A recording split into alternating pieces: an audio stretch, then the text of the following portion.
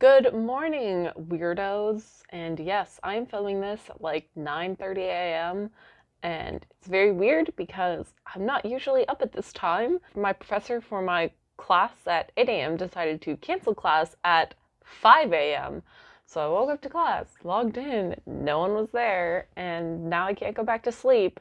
And it's just depressing outside, and here we are. So I'm having a fun time this morning. Yeah, this morning I spent like probably most of the time up until like when I woke up till now, just watching shit about the Untamed because I need some gay fluff in my life. But it's not fluff right now. It's actually really, really fucking sad because right now Wei Wuxian is just going through it, and his whole clan has been attacked right now, and I'm just like, I need to pause. So, anyway, today I also have some leftover chana masala. I'm very excited to eat it. But I've got a bunch of books that I want to show you because this is a haul video. This is books I got, I want to say like a month ago, and they've just been sitting in the bag that I got them in. Hey, one last thing before we get started, and that is vote. If you're in America, our November elections for the presidency is coming up. Get on that. It's all from like this bookstore that's like really close to where I live. Yeah, so we're just gonna start. I haven't done my like due diligence to like see which ones have audiobooks or not. That's probably not information I'm going to be disclosing. Anyway, so this one is The First Emperor of China, the Greatest Archaeological Find of Our Time by Arthur Cortell. So this, as you guys can probably tell, this is going to discuss terracotta warriors. I did not get a chance to see the terracotta warriors when I was in China. I really, really want to go see them at some point in Chang'an. As of where we stand right now with the coronavirus, I do not know when the next time I'm going to get to go to China.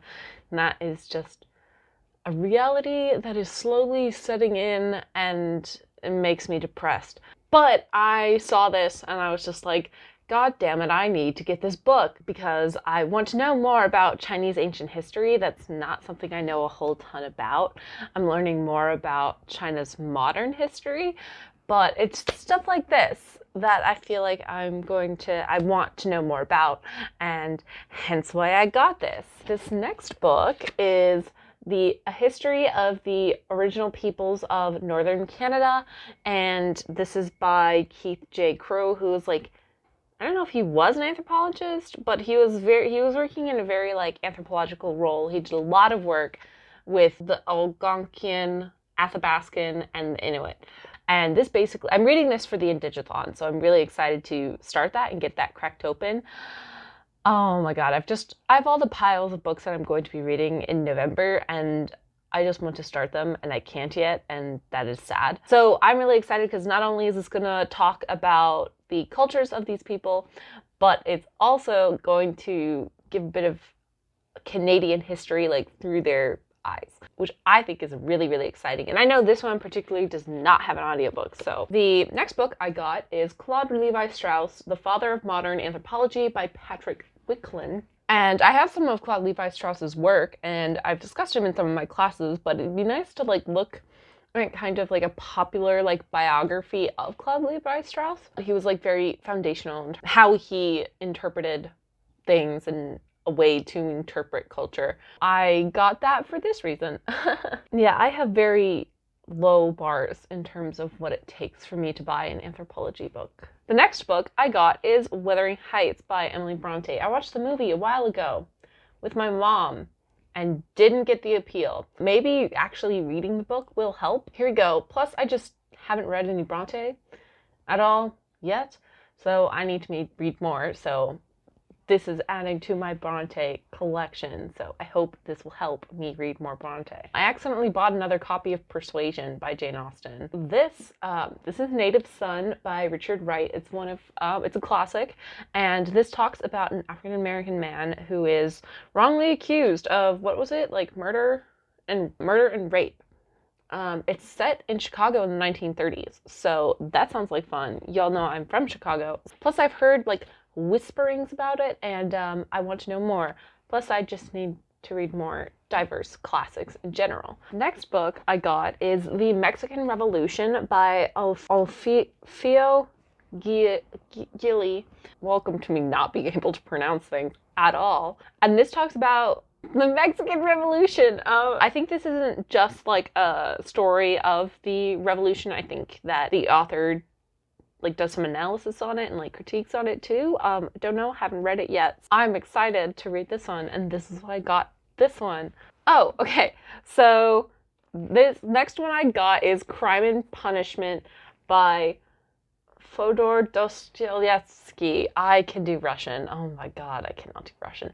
A simple reason why I got this is because I was shopping with one of my friends who really, really loves Russian literature, and I was reading Anna Karenina at the time. Oh my god, it took forever to read that book. Jesus fucking Christ. I was just like, hey, I would like to pick up some Russian literature that is not Leo Tolstoy. So I picked up this one because she really, really liked Crime and Punishment. So I have no idea what it's about, but I'm excited that I have a copy of it to like get to it and read it. The next book I got is Return to Dragon Mountain, Memoirs of Late Ming Man by Jordan D. Spence. I'm going towards like a more like reading more about Chinese history that isn't like from like the 21st or from the 21st or 20th century. And so this is about Zhang Dai. He is a poet, historian, lots of different roles, had like followers, and it seems like it's a whole drama, and I'm excited to read this. You can tell it's the morning. I did not have my shit together at all. Oh my god. It's like I just want to go back to bed, but like your body just won't let you, and hence my sadness. Last one is The Diligent, A Voyage Through the Worlds of Slave Trade by Robert Harms. This is going to be a difficult book to read because slave trade is just not a fun thing to read about at all. But I was like, you know what, it would be good to have a book and read a book that talks specifically like about like the slave trade and what it did. I believe is really going to focus a lot on the African experience, which I think is important because a lot of times it's just kind of like glossed over in history class. Like, yes, we did an atrocity, but don't worry about it. And how that changed to become worse as time went on because people are awful. Yeah, so that's this one. Hope you guys liked my nonsense ramblings for today. Like, comment, subscribe. I'm probably going to watch an episode of The Untamed because at this point I'm not going to fucking sleep. And then maybe doing some other stuff for school at some point.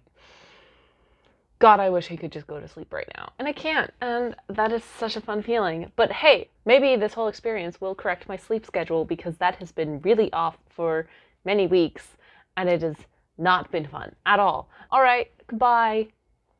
See you guys next week, probably with my wrap up.